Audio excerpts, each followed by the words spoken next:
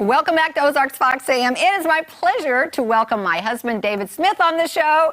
Hey, you guys know each other, don't you? Yes, you do. we go way back. Long time, Probably Branson. 5-10 minutes, yeah. Yeah. All right, so now the first song you're going to do, Dave, has quite a history. It talks about you and the writer of the song as well as your family. Tell us what the connection is. Okay, back in the 1930s, my uncle lived with Wayne Carson. Wayne Carson wrote the song, You Were Always on My Mind. It was a lot of hits for a lot of people. Yes. And I didn't know that, but later on when I was traveling with Roy Clark, I ended up meeting Wayne Carson and playing a lot of music with him. And he said, my uncle taught him how to play the guitar. Your uncle taught Wayne Carson how to play the guitar. Isn't that amazing? Yes, so they played together in the 1930s, and that's about 10 to 15 years before the Jubilee.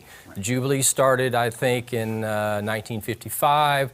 Cy Simon, Ralph Foster, and a lot of the people that were involved in that, I don't know if we've got some photos. This isn't back in the old days. A lot of people that were involved in that came out of that were Red Foley. Yeah. Who else do we have in that? Wilson. Slim Wilson. There's my uncle on the total left side of what I'm seeing. Yeah. Standing up there is Jerry Osborne.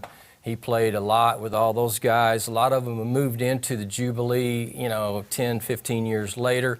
But he played, right there is my uncle with Wayne Carson's mom and dad. That's Shorty Thompson, Sue Thompson, and... Okay. Yeah. It's quite a history. I want to mention, too, Jeff, our sound man, his mom held cue cards for the Red Foley show, and that is very, very cool. Now, Dave, so you're going to play Always on My Mind? Yes. Written by Wayne Carson. Wayne Carson. Let's take it away. All right, here we go.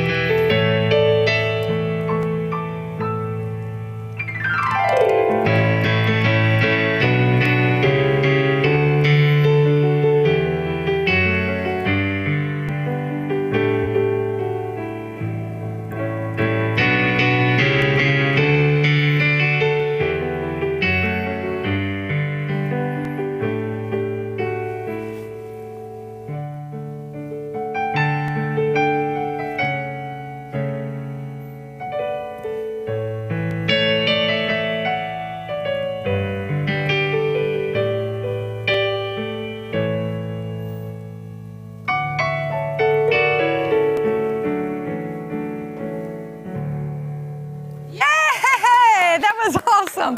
This is early for you this morning, isn't it? Yes, it's bright and early. Yeah.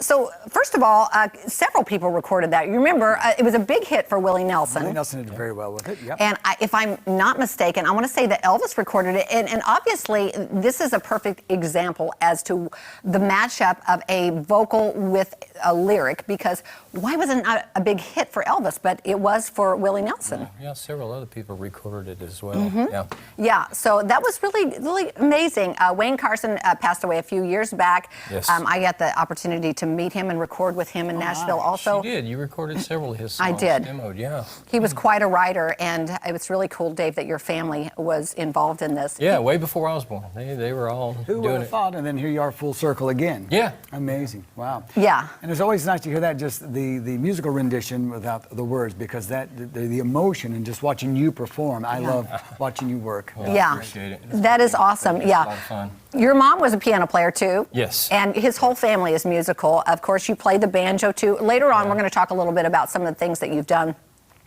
But you played the 5-string banjo for Roy Clark Yes, and I also a little piano. Yeah, we traveled for about 22 years.